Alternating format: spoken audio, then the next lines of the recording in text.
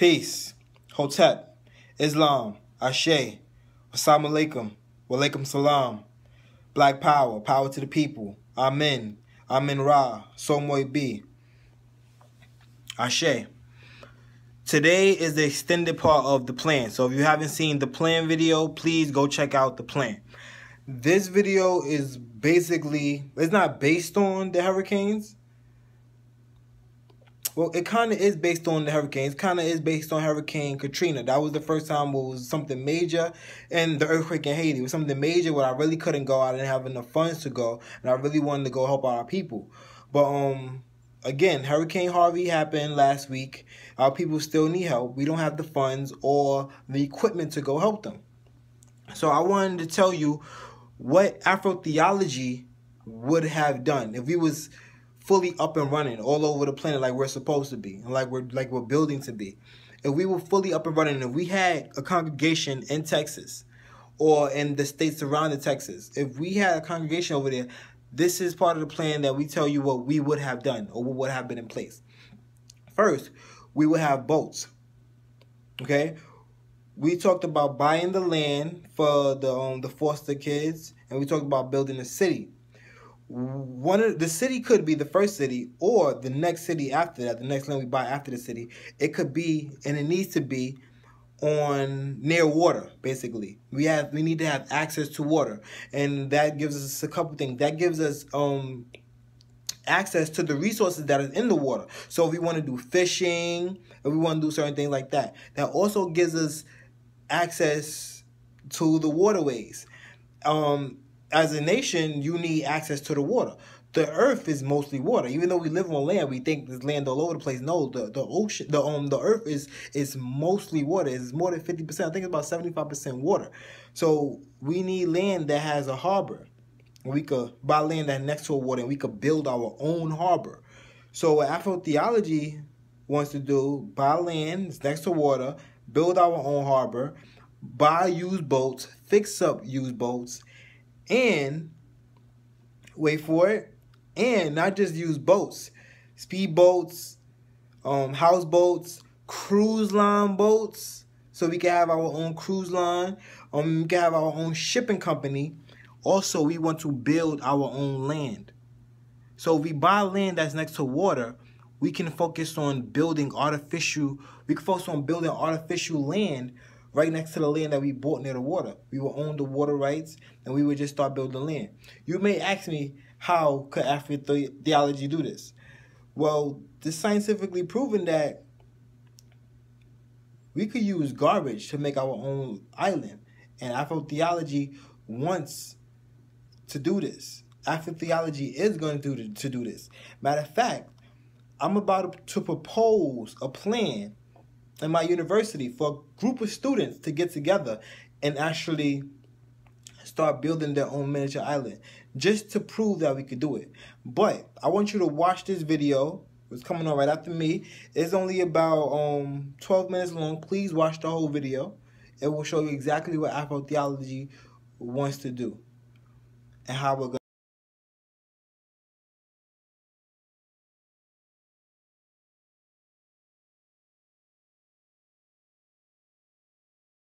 I'd just like to confirm that the power of love, the power of faith, is the most beautiful and most powerful power in the universe. And the more we enter into the goodness of the universe, the less we think about all the other things, and the more beautiful life becomes.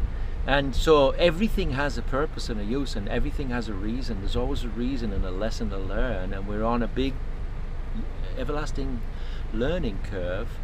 And right now, you know, we have all this pollution and stuff and more people on the planet, but the solution is here. And the solution, really, it's amazing, is all the stuff that we don't want. It's all that trash that we don't really know what to do with can actually solve the problems of the world.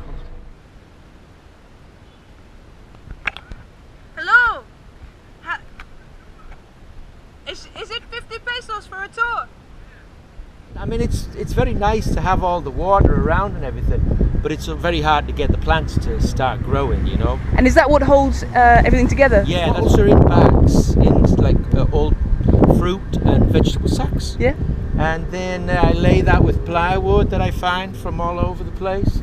And what happens is the plywood and the pallets that I use to put on the top, that rots away as well. So I have to keep putting new pieces on until the root. So it depends. If the trees are growing fast, then actually I don't need to change the wood, and it just turns into a natural piece of land. So this is starting to be more and more natural. I never need to change anything. The sand is all locked in with roots. You feel the roots there? Yes, absolutely. Yeah. So it just becomes like a piece of land, but it's totally floating. You can see the movement there, look. Yep. And how long has this been? This is 6 years. It took me about 5 months just to get enough done to put the tree on, you know what I mean? But when it like this, all of this area doesn't need any maintenance. It's gone natural. I don't need to do anything.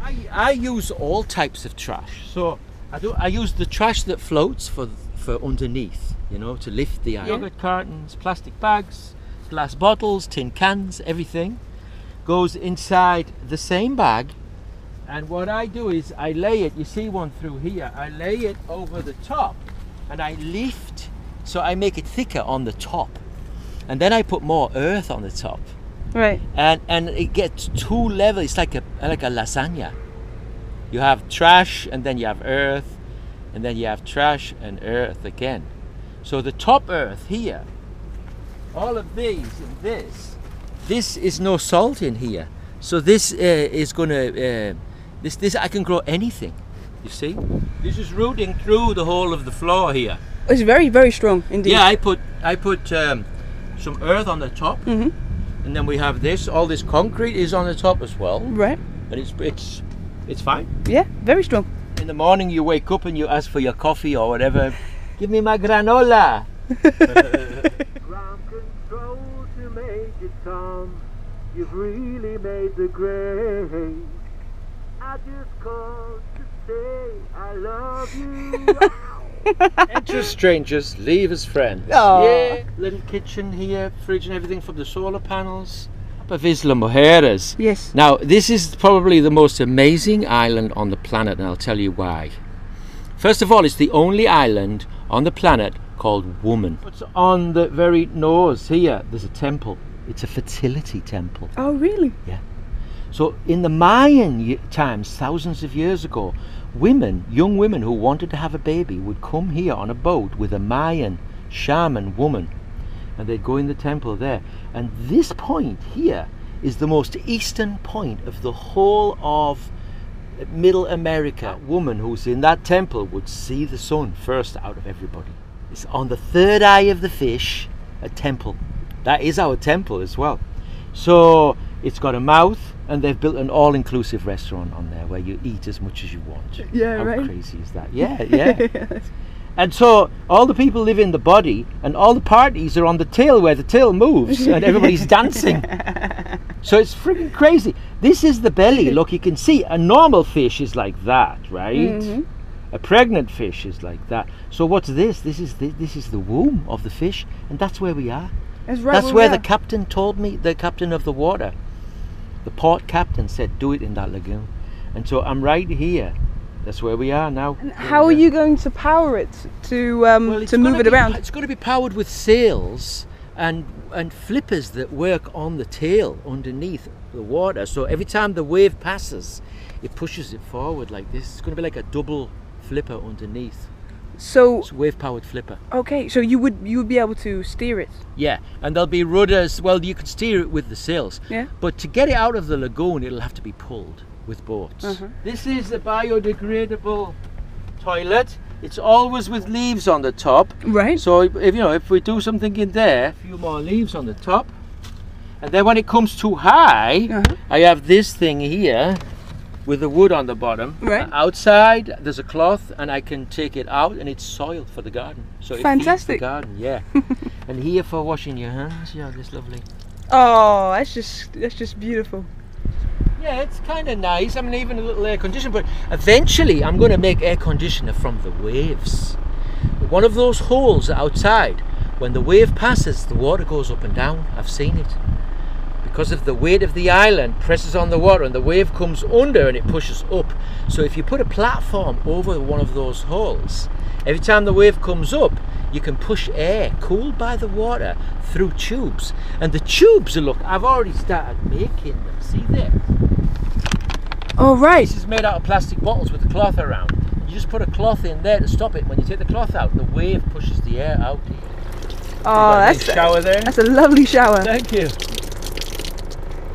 Many years ago, I was very concerned about just the whole world, the war and then the overpopulation, you know, more people, and I was just thinking, what is the future? Protect the nature, you know, try and let everything live, give everything respect, you know, as much as possible. You can make an electric charge out of trash, do you know that? This is very good to put in the documentary.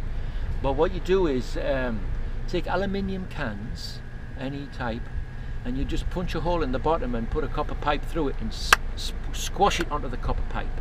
So you're now making like a chain on a copper pipe, on a copper wire. You have these cans squashed on it, right? You drop that in salt water right off the island here, and then you have any copper, any type of copper, the same thing, just you can have just a thick copper wire in the water and just join the two together, and you get a voltage from that, a direct current. It's like a 1 volt or something like that. But if you have 12 of those, you can just put them straight in and power things from 12 volt direct current. Or you can store it in a battery, and then you can use an inverter and take it up to 220 volts or 120 volts. So when you have a floating island, you create your own microclimate. Yes. I've noticed that on this island as well, even, but it needs to be further away from the land and bigger. And what happens is, over a piece of land, the air is warmer. Over the ocean, it's cooler because the sunlight goes into the water and doesn't, and some of it reflects away. But when it's got nature over an island, the sun is trapped and the photons are all, and the leaves are asking for the sun. Give me sun, and the sun goes in the leaf and the air gets warm and the air is trapped around, and so it doesn't move, the wind doesn't move as much. So what happens is the air gets warmer and it lifts up and it expands and it goes higher. But it goes higher because of the spin of the planet. It goes like a spiral up. So if you have an island big enough floating on the ocean, and you get the sunlight, and you put in the middle of the island a big satellite dish with mirrors in it, yes, you can focus the sun to make a hot spot in the middle of the island and create your own tornado. Then you could create your own cloud over the island if you wanted to. You can work with that.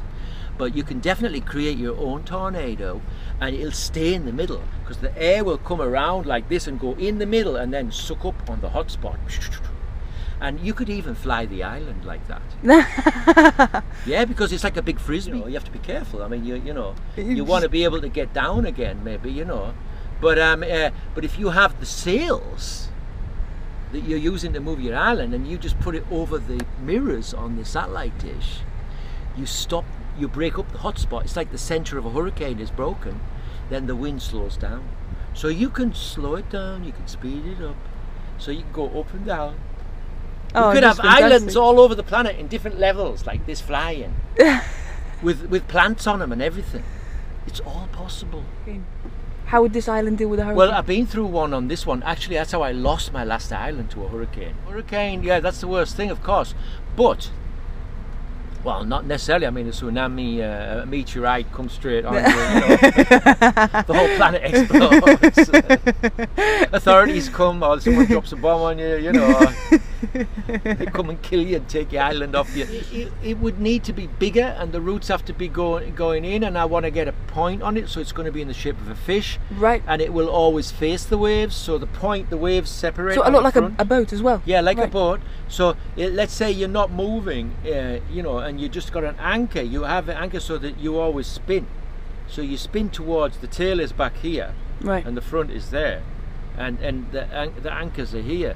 So if the wind comes this way, the whole thing goes like that. and there the front is going to have a lot of rocks on, you know, so it smashes, the wave can smash over a bit, but it rises up on the wave. Yeah. So it's actually a flexible thing. Like if it breaks apart, they're still floating both. You can pull it back together again and tie it up, and then it joins again. It's self-repairing. What about the bottles breaking up? Like you notice that when plastic is floating. Very good point. When it's in darkness, it's okay. It's the UV rays that breaks the plastic.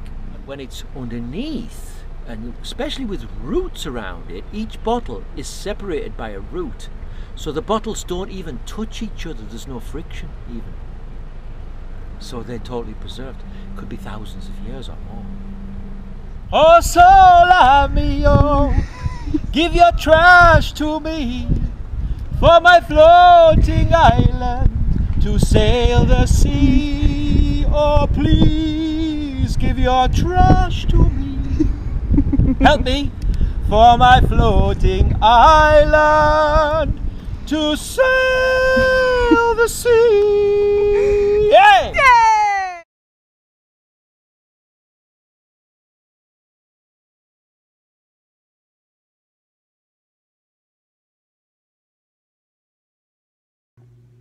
The one resource that we don't have more of is land. So it makes sense for us, for the original people, to actually create more land. Pay attention. Donate. Build black. When we knew the hurricane was happening, we would have moved the islands away so they wouldn't get destroyed. We would have moved them to the other side of the country. We just drove them on the water, because yeah, you can move these islands. Drove them on the water, or drove them to another country where the hurricane wasn't going to hit. And when the hurricane passed, we would have came back. We would have saved everybody we needed to save. We would have came back with the islands. We would have came back with the boats. And we would have saved everybody we needed to save. We would have been able to fix everything. We would have been able to solve everything. We don't need white government to basically control us. That's not what God told us to do. God said, give what is Caesar's, give it to Caesar. And what is him, give it to him. We giving Caesar everything. Give Caesar what's Caesar's. If we need to use money to operate with Caesar, then that's what we use. But with us, we need to learn how to build more sustainable. And we could do that. Check out the links on the bottom. Our Facebook page. Donate, GoFundMe or PayPal. Fill out the resume form. We also need people that speak different languages: French, Spanish, Kiswahili. Please fill out the resume form. Share this video. Make sure you subscribe. Share it on all social media platforms, and let's get this thing started for the next catastrophe happens. Peace, Islam, Ashe, Hotep, Somoy B, Black Power, power to the people. Allah, I love y'all. Peace.